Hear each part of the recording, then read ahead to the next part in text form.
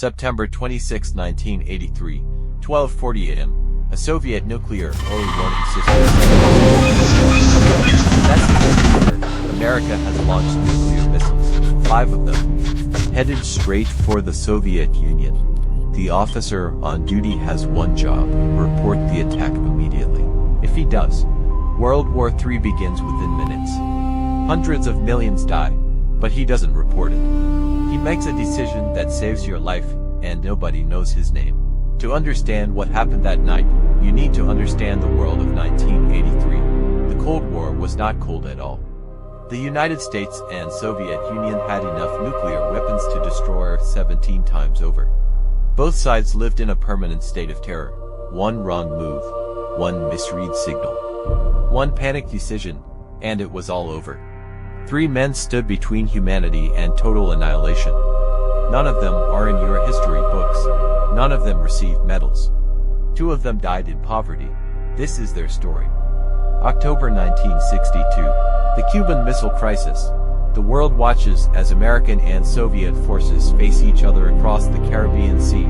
But what nobody knows, not even President Kennedy, is what is happening 300 feet below the ocean surface.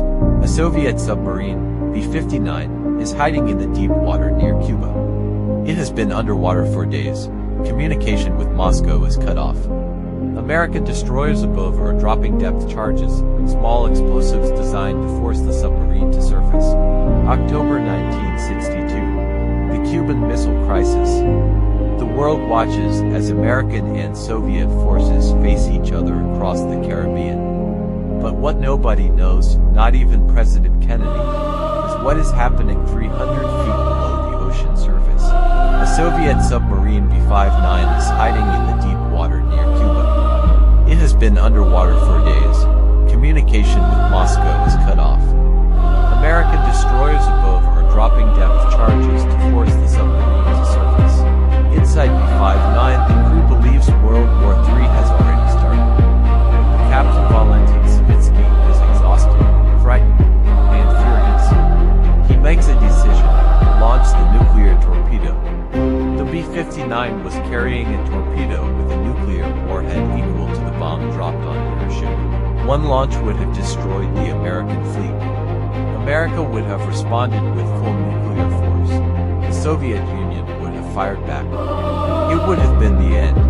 But Soviet submarines had a rule. To launch a nuclear weapon, 3 senior officers had to agree. The captain agreed. The political officer agreed. But the third man, a quiet, calm officer named Vasili, said no. He argued with the captain. He stood his ground. He refused. The torpedo was never launched. The submarine surfaced. The crisis passed. One man's refusal saved the world. His name was Vasili Arkhipov. Now we return to that night in 1983, September 26, 12:40 a.m.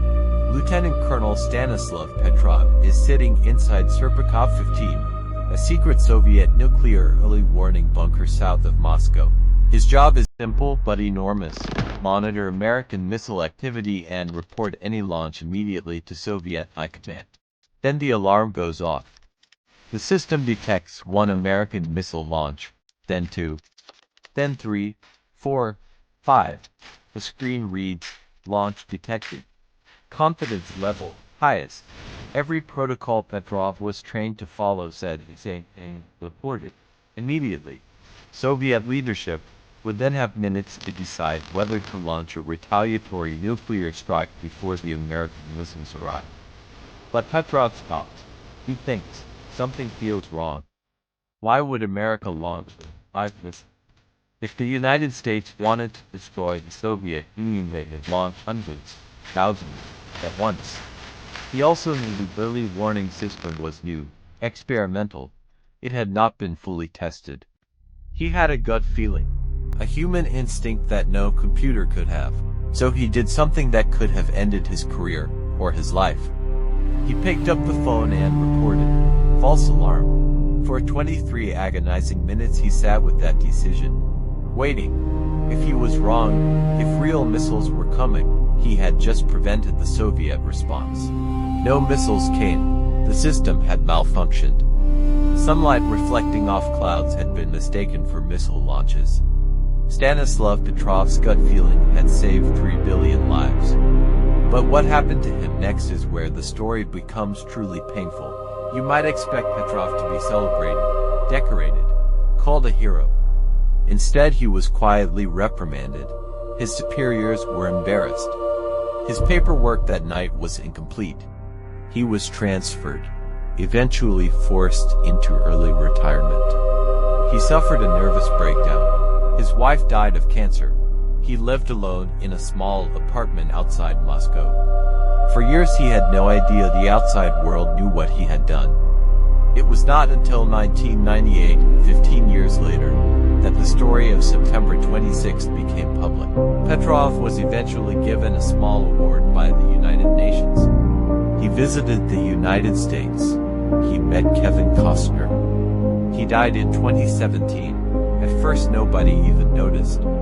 His death was not reported for several months.